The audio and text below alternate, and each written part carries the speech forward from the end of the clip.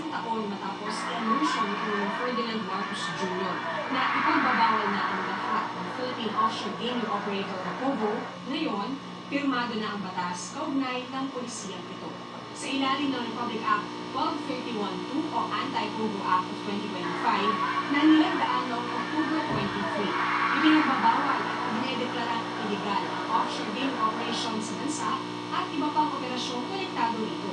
Kabilang sa mga ipinagbabawal ng batas ang pagtatayo at operasyon ng offshore gaming at mga POGO hub, pagtanggap ng anumang uri ng taya para sa offshore gaming operations at pagbibigay ng questionable identification cards, birth certificates, pasaporte at permit na gagamitin sa offshore gaming.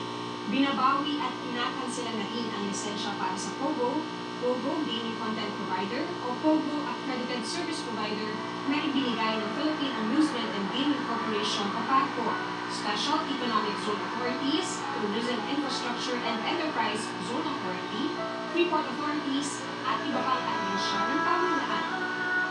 Dahil sa Anti-POGO Act, kanselado na rin ang alien employment permits na ibinibigay ng Department of Labor and Employment o DOLE, maging yung mga visa at work permits na ipinagkakaloob naman ng Bureau of Immigration. Inaatasan din ang BI na tiyaking mapag-report ang mga foreign national na makakansela ang visa dahil sa naturang batas.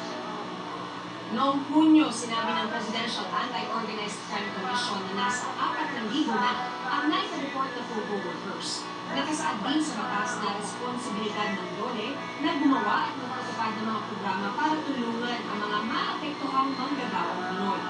Isang Administrative Oversight Committee naman ang bubuin para masiguro ang epektibong pagpapatupad ng batas. Taong 2016 nang simulang i-regulate ng PAGCOR ang mga POGO. Malaking kita umano para sa ekonomiya ang makukuha mula sa mga ito.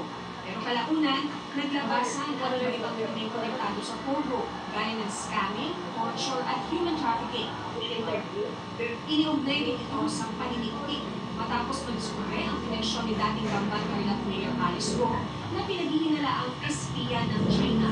Ilang pagdinig sa Senado at Kamara ang liwag sa POGO at sa pagkakao ni Go. Umakas siya sa bansa kasama ang iba pang personalidad noong Hulyo 2024 at nahuli sa Indonesia matapos ang 2 buwan. Nakakulong ngayon si Go sa Pasig City Jail.